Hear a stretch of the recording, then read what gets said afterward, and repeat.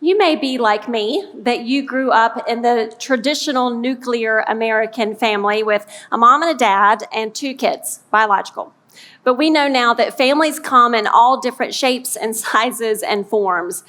And in the clips that we're going to see today, this movie is actually based on a true story of a couple who decides to start a family in a rather unique way. And even if our family structures are a little bit different from theirs, I believe that we're all going to see some commonalities and things that we can relate to. So let's dive in. All right, so we can't show you the clip. We've already told you that, copyright laws, and we went over that at the beginning. And we couldn't find a YouTube clip to pair up with actually what's going on in the main service right now. So you got me to kind of narrate for you what's going on.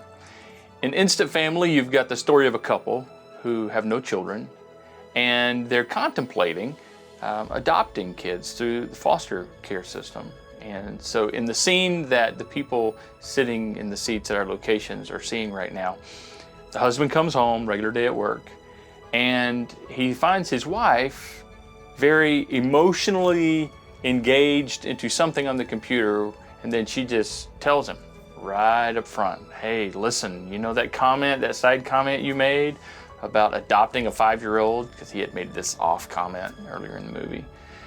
He says, yeah, there's something to that. And there's all these kids in the foster care system and they have no one. And you can just kind of see in his eyes, he just goes into this blank space of, oh my gosh, this is not what I meant. And she is just pouring her heart out, these poor kids, and talking about what she learned about the foster care system and how that leads to adoption. And so he just said, oh, no, didn't mean that. That's not what we need to do. And so she dismisses it. Well, she goes off to bed and he gets something to eat in the kitchen, looks at the computer and decides to check into it himself, and he hits play or something on some kind of video presentation, and then all of these pictures of all these kids are starting to scroll.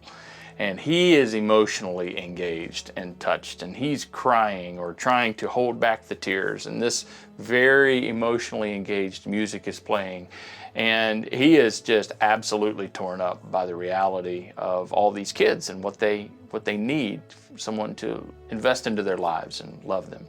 And so she comes around the corner and sees him being affected the way she was. She comes into the kitchen. He tries to dismiss it, but it's obvious they have this moment together where they hug, they embrace, they look into each other's eyes, and you can just tell this is the journey. Although they hadn't planned it, although they had not imagined it, this is the journey that they are going to begin together to enter into the foster care system and have some children into their home, which will ultimately, hopefully for them, lead to adoption. Great movie, great story, and that's how it gets started.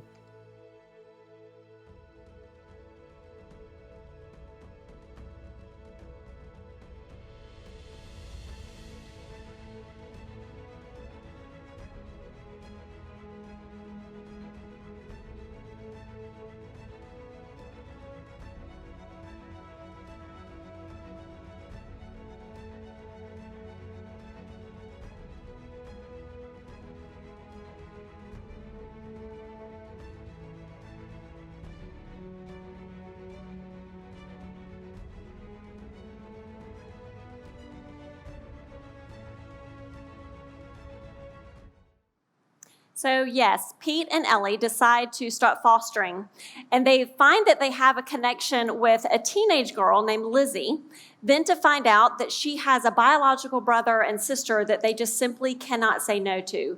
And so that's how this family becomes an instant family of 5. Check this out. All right, in this next clip, reality is beginning to sink in. They now have 3 foster children in their home. They're all siblings. And this is their first evening where they are trying to get them all in the bed and figure out what this nighttime, bedtime routine is going to be. And it is mass pandemonium. It is crazy. It's like, get them all in the bed. This one's got to go to the bathroom. Now that one's got to go to the bathroom. Now this one's got to brush his teeth. Oh, we forgot to brush his teeth. Oh, we opened the door and one of the kids is using the bathroom and she screams. And it's just like, it's normal life for parents of kids. But for them, this is all new and it's all at once. It's all of a sudden. And then like to finally get them all into bed and get them settled, and they're looking at each other, having this conversation. Should we go hug them? Should we go kiss them? It's just awkward, right? And it's just crazy. And then the scene cuts to the next day, them at their foster family support group. And everybody's kind of going around telling what's going on in their foster experience. And you can hear the woes, you can hear the horror stories, you can hear the challenges, and then it comes to them.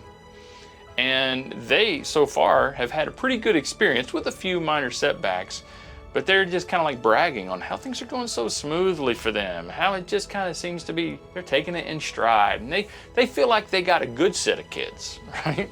Or they just kind of have a knack to do this well.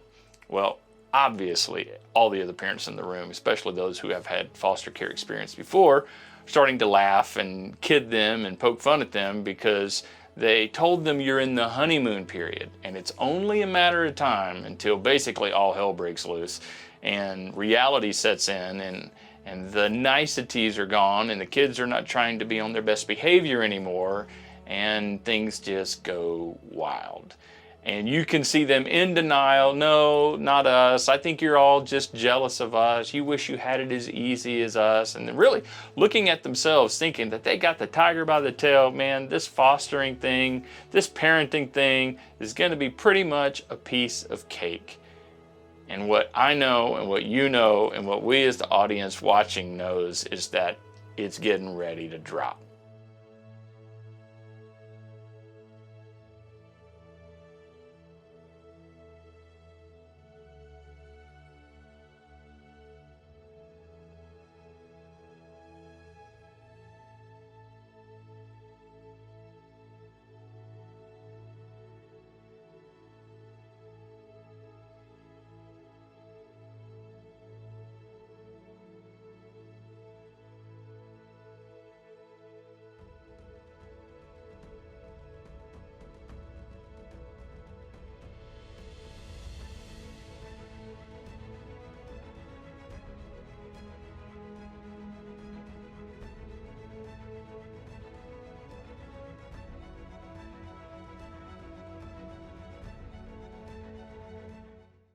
So yes, if you are assuming that the honeymoon phase is definitely short-lived and that they are going to eat those words, you're absolutely right.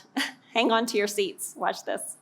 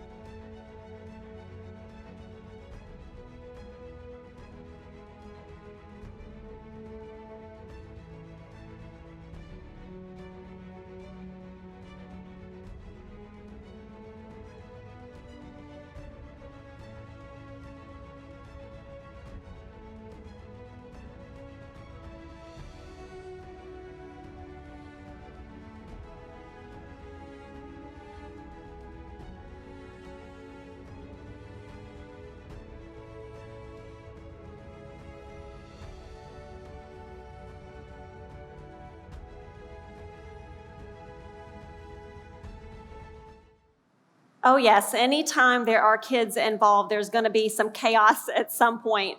And at least sometimes that's in the safety and security where we can hide in our own four walls. But then other times it does seem to happen in public where we very well could find ourselves being the next subject of the next viral YouTube video. But fortunately, the movie does not end here. Check out this last clip.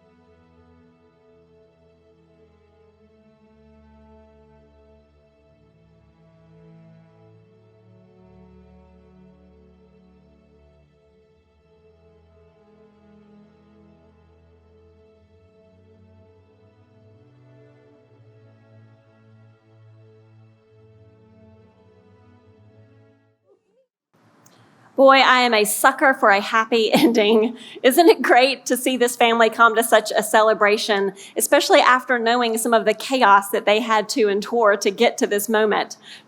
But we know even for this family, since the movie was based on a true story, that life didn't end here. It continued on. They still had highs and lows and ups and downs and joys and challenges to face, just like all of our families do. And I think we could all agree that the only perfect families are the ones that don't have any people in them, right? I mean, we may strive for perfection and exhaust ourselves in that process, but I think we could all admit that there really is no such thing as a perfect family, despite what we may think we see on social media. But I believe that every family has the potential to be great. Every family has the potential to develop strong and healthy and happy relationships. There's certainly no shortage of advice for us out there. In fact, recently I looked up on Amazon just to see how many books they have on this topic. And it says there are 50,000 plus books on this topic. That is a lot of suggestions and strategies and tips, and it can feel quite overwhelming. But my hope for today is to just cover one principle that I believe has the potential to help any family reach their greatest potential. And this principle is actually in the form of a question. And when you see the question, you may think to yourself, well, isn't that a bit obvious? And yes, it is a simple question, but it's not easy. It's simplistic in its structure, but it can be quite challenging in its application. But I believe that no matter what tension or conflict has arisen within a family, or even the external circumstances that may be invading a family, every time this question is asked and applied is one step closer to being a great family. And the question is this: what words does he or she need to hear from me? What are the words that he or she need to hear from me in this moment, in this circumstance, given this tension or challenge? What is it that they need to hear from me? And see, the power of this question is that it shifts our focus, because our human nature is that we focus on the what. We focus on the circumstances or the situation, maybe our own personal reaction or agenda or emotions. It takes our focus off of the what and places it where it needs to be, which is on the who. It keeps the value on the relationship. It's simple, but it's not easy. Your 5th grade daughter comes home from school and she's completely distraught and heartbroken over some girl drama that has happened at school. And you've had your own tensions from the day, and so maybe it's your instinct to just kind of not pay it much attention or maybe even encourage her to just get over it. But when we pause and ask ourselves this question, what are the words that my daughter needs to hear right now from her mom or her dad? Then we may find ourselves instead saying something like, honey, I'm so sorry that happened to you today. But no matter what's going on at school, you will always have love and acceptance in this home. Maybe you come home from a late meeting and you find your spouse just kind of vegging out, watching TV.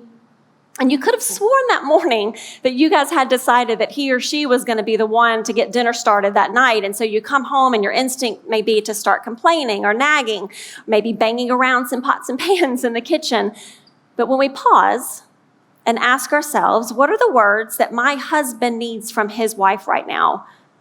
What words does my wife need from her husband? Then we just may find ourselves having a seat and saying something like, hey, I just remembered you had that presentation at work today. I bet you're exhausted. Let's order some takeout. I would love to hear all about it. It works with anybody. Your stepmom has gotten a difficult diagnosis. Maybe your niece is struggling with her faith. Your father-in-law, maybe he has a big job interview coming up. Your son just got the lead in a school play when you had hoped he was going to be the quarterback of the football team. What words do they need to hear from you in that moment? The great thing is that this principle can be powerful no matter who you are. You don't have to be a Christ follower to apply this. This isn't a Christian thing. This is just a family thing, a relational thing. But just like everything, Jesus gives us an upper hand in this. And there's so many different ways that we can pull from Scripture to support this truth. But I want to take us to just a few words from the Apostle Paul. Boy, we sure talk about Paul here a lot, and that's really just because he wrote so many books of the New Testament. Most of those books were actually just letters that he had originally written in an effort to encourage the early Christians as the church was beginning to form. And so fortunately, we can still find encouragement from those words today. So the verse I would like for us to look at today is from 2 Thessalonians. And these are the words that Paul had written for us. May the Lord lead your hearts into a full understanding and expression of the love of God and the patient endurance which comes from Christ. Now, the two words that jump out at me here for this context is patient endurance. I don't know of any greater context other than our families in which we need patient endurance, because we know that great families do not happen overnight. It takes patient endurance. And just with my own human nature, my capacity for that, it taps out probably around 20 minutes or so, depending on the circumstances. But fortunately for me, and maybe fortunately for you too, Paul didn't end the sentence there. No, it's those last few words in which we find our hope, because he is referring to the patient endurance that comes from Christ.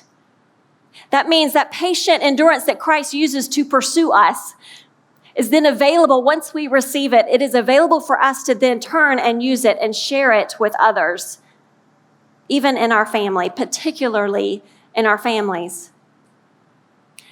I've seen this principle work so many different times and ways throughout my own personal family and even in family friends that I have.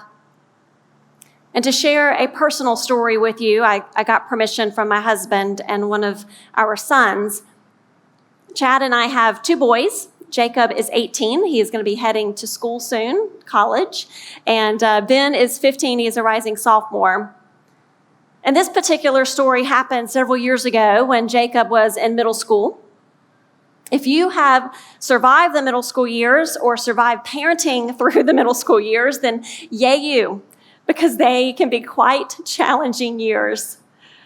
So it was during this season in our lives that I was in the den one afternoon with Jacob and Chad, and an argument broke out between the two of them. The details around what they were arguing about are irrelevant here, but suffice it to say, it got ugly fast.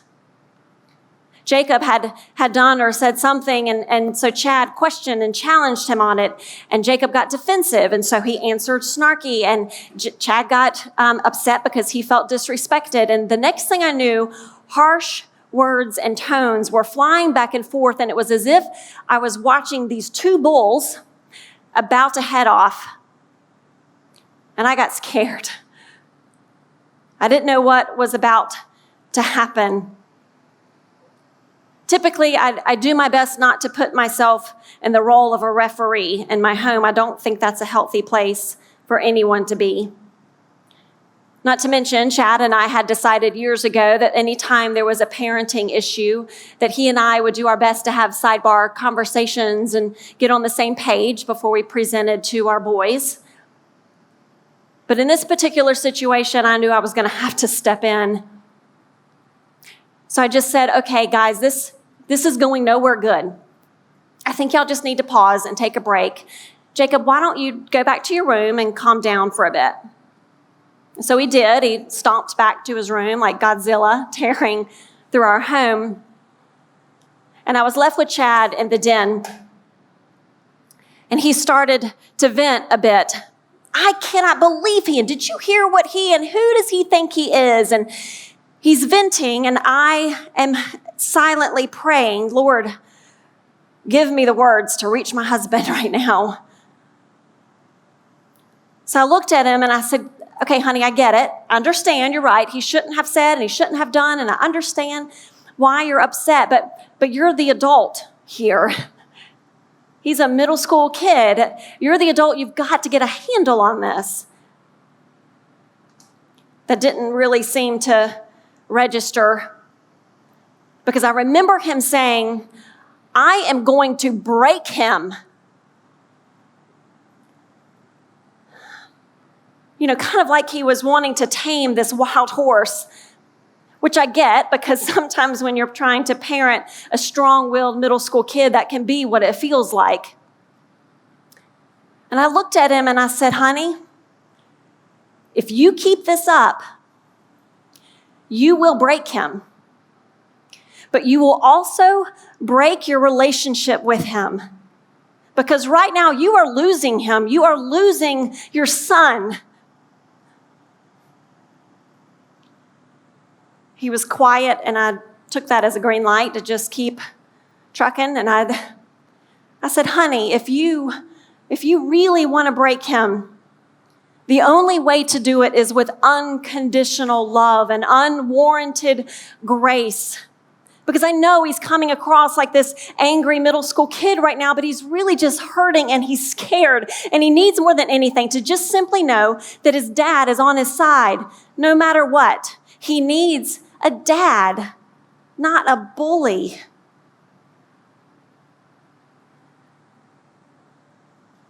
Chad got up from the room, and I didn't know what he was thinking. I thought maybe he was just sick of hearing my voice, but he walked out, and I said, honey, where are you going? And he said, I'm going to go get Jacob. I've got to talk with him. And every fiber of my being wanted to stop him and say, no, it's too soon. This is not going to go well. But I didn't. He brought Jacob back into the den, and they both had a seat on the couch. And whereas just moments earlier, I had encouraged Jacob to go back to his room and calm down, I can promise you he did anything but. Because he sat down and he was 10 times angrier than when he left.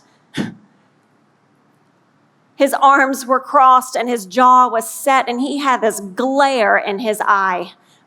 It was almost as if he could have just taken a Sharpie and had written this vulgar phrase across his forehead for his dad in that moment. And I could barely breathe. I just started to pray, like, Jesus, just take over. Jesus, take over. Don't worry, it was a silent prayer. Otherwise, it would have been really weird. And Chad started to speak. With so much tenderness, he looked at Jake and he said, buddy, I am so sorry for those words that I just said to you. I am so sorry from my part and what just happened between us. Can you please forgive me? And I look over at Jacob and he hasn't budged. He has not budged. He is still just glaring at his dad. And I just keep thinking, because I just expect Chad to any second to just throw his hands up and say, well, I tried. But it was as if in that moment that Chad could not even see Jacob's exterior. All he could see was his son that he wanted so desperately to connect with. And so he just kept going. And he said, buddy, I love you. And I am so sorry. And what we were arguing about is not important. What's important is our relationship, and I want nothing more than for us to have a good one. There's nothing that you can do that can make me love you any less. I'm proud of you, and I'm proud to be your dad. And he just kept heaping mounds and mounds of unconditional love and unwarranted grace on Jacob until he finally broke Jacob. And they both started to cry. And they hugged each other and they told each other they loved each other and they asked for and they gave forgiveness. And it was so precious. And I was a blubbering mess watching this because I was so relieved and I just knew something monumental had just shifted between them. I knew this was a pivotal circumstance, a pivotal moment that I felt was nothing short of miraculous because just moments before that, it was literally a 180.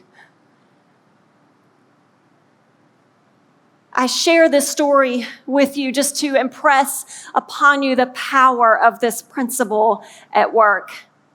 And certainly not to suggest that my family nor anyone in it is neither good nor bad, but just simply real. Because make no mistake about it, Jesus is the hero of this story. And I am so grateful that he gave me his patient endurance and the words that my husband needed to hear from his wife in that moment. I am so grateful that he gave Chad his power and the words that Jacob needed to hear in that moment.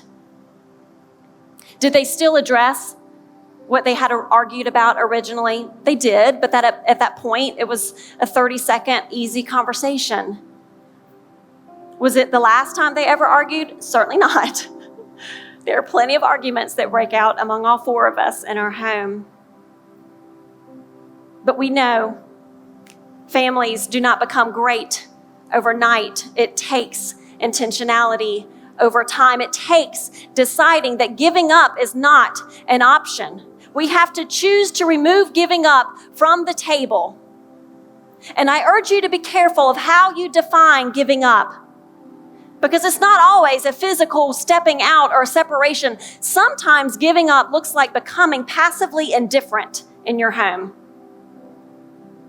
And know this, there will never be a family that will coast into greatness.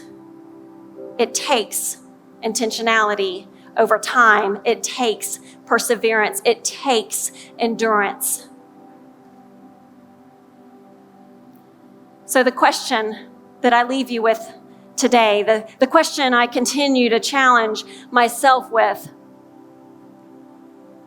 is who in your family needs to hear something from you today? Who is it? I bet you know. Is it a husband or a wife, a parent, a son or a daughter, a stepson or a daughter, a father-in-law, a niece, a cousin?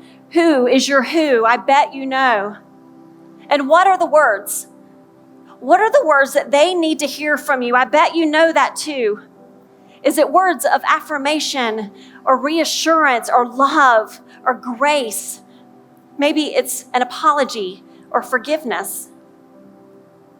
Who in your family needs to hear something from you today?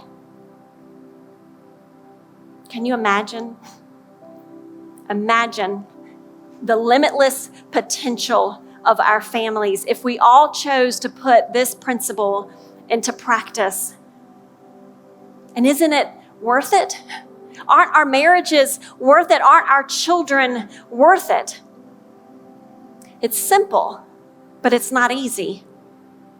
And thank goodness we have the power of Jesus Christ available to us to call upon at any time that we ask.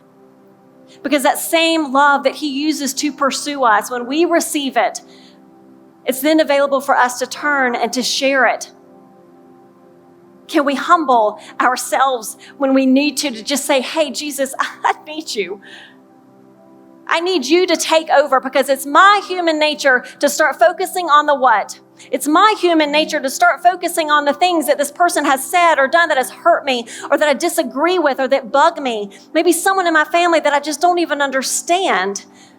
I am going to focus on the what every single time. I need your power to work through me. Help me keep my focus on the who and the value on the relationship. Thank goodness we have his divine power to ask for. All we have to do is ask. Let's do that together right now. Jesus, we love you. Thank you so much. Thank you just for this day. Thank you for every single family that is represented in this room. God, thank you for your power and your pursuit of us.